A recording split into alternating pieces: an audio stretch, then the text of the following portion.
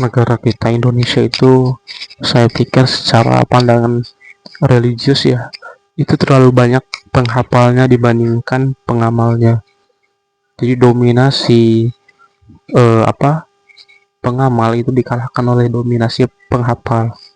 Kita lihat banyak sekali orang-orang di Indonesia yang secara keislaman itu lebih banyak ngafalin sorogan, ngafalin Al-Quran, ngafalin eh, hadis gitu ya. Bukan itu nggak boleh ya, kalau menurut saya pribadi ya. Tapi esensi Islam yang sesungguhnya adalah dalam manifestasi tindakan, manifestasi perwujudan akhlak, manifestasi lingkungan gitu. Bukan sorry tidak cukup dengan apa namanya tadi hafalan gitu ya. Nah, masalahnya di Indonesia itu hafalan itu didominasi gitu. Orang-orangnya kebanyakan seperti itu, tapi dari segi pengamal itu nihil banget ya.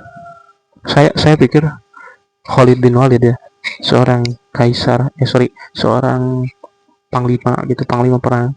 Kayak dia itu eh gak hafal Quran. Nah, ini asumsi saya. Kalau misalkan saya salah, perbaiki aja. Khalid bin Walid itu gak hafal Quran, gak hafal seluruh Al-Quran itu. 30 juz gak hafal. Karena gak ada waktu buat dia ngapalin. Karena kesibukan dia nebasin leher orang. Itu itu orang gitu ya. Berperang gitu. Kebiasaan dia berperang sehingga tidak ada waktu untuk ngapalin. Itu. Begitupun para pejabat seperti Amr bin As ya, itu nggak hafal. Umar bin Khattab itu nggak hafal. Tolong konfirmasi apakah statement saya salah atau tidak. Tinggal Anda konfirmasi saja di buku-buku, apakah di sejarah dikatakan seperti itu atau tidak. Betulkah Umar tidak hafal Quran? Betulkah Khalid Amr bin As itu tidak hafal Quran? Ya, karena Amr bin As diplomat, gak ada waktu buat ngapalin Quran. Kerjaan dia ngurusin negara gitu, bagian menteri luar negeri ya. Jadi bukannya mereka nggak mau ngapalin Quran, tapi mereka lebih fokus pada pengamalan ajaran Al-Quran gitu, bukan pada teori dan hafalan. Jadi para sahabat itu, ya saya pikir ya, mereka itu bukan seorang di zaman sahabat, di zaman Nabi itu para sahabat didominasi oleh para pengamal, bukan para penghafal. Para penghafal memang ada gitu, seperti Abdullah bin Mas'ud ya. Nah itu yang kayak gitulah. Mereka itu kan para penghafal gitu, tapi nggak banyak. Justru yang banyak itu dari kalangan mereka adalah para pengamal gitu, sehingga Islam di tangan mereka itu berjaya, menguasai Romawi, menguasai Persia dan sebagian Romawi, karena pada saat itu Bizantium, Konstantinopel kan belum ditaklukkan. Pokoknya sampai di zaman Utsman hampir ke Eropa, Prancis, kekuasaan Islam itu. Kenapa bisa seperti itu? Karena mereka ya, para sahabat tabiin ya, itu fokus pada pengamalan. Sedikit dari mereka yang penghafal gitu. Dan kita ya di zaman ini justru kebalik gitu. Bukannya banyak pengamal ya, tapi justru banyak penghafal. Apakah teori saya bisa dibuktikan? Bisa. Di Indonesia ya, di Indonesia ini. Kalau di Jepang itu beda. Ya, kalau di Indonesia itu terbukti. Buktinya apa? Kriminalitas di Indonesia sangat tinggi.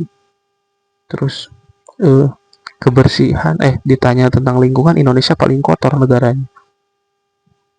Sampai seorang grup, namanya grup apa tuh yang tukang bersih-bersih di sungai itu, lupa lagi gua. Ya itulah, pemuda-pemuda yang suka bersih-bersih sungai itu apa ya tuh. Pokoknya dia kegiatannya bersihin sungai, tapi dia suatu ketika dia nyumbangin dana 100 juta kalau nggak salah buat bersihin sungai yang besar. Tapi tiba-tiba dalam kurun waktu beberapa bulan sungai itu kembali dipenuhi dengan sampah yang banyak bahkan dari sebelumnya. Jadi sangat disayangkan uang 100 jutanya gitu. Ternyata yang membuat membuat sungai itu didominasi oleh sampah itu karena masyarakat yang ada di Indonesia itu, yang ada di daerah sana mungkin ya. Itu seperti itu.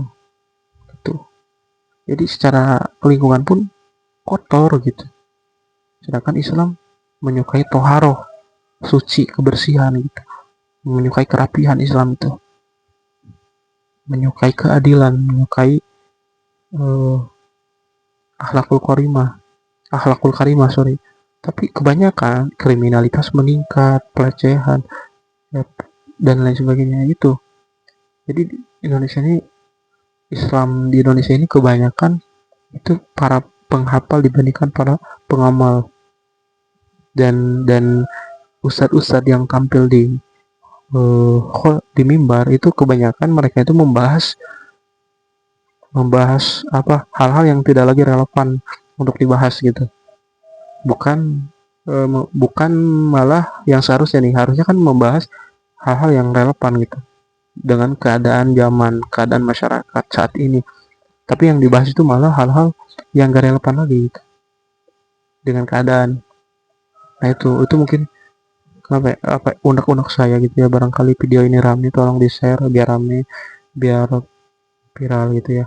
Bukan karena saya ingin menginginkan ketenaran, tapi ya supaya pikiran ini terbagi pada muslim-muslim yang lain. Bahkan ada dosen saya ya, gak tahu kenapa saya terpikirkan hal ini. Bukan dosen sih sebetulnya, dari saya ya, sorry saya lupa. Jadi menurut saya Jepang itu walaupun mereka secara KTP bukan beragama Islam, tapi saya melihat Islam di negara Jepang, yaitu dari kebersihannya, dari kerendahnya angka kriminalitas.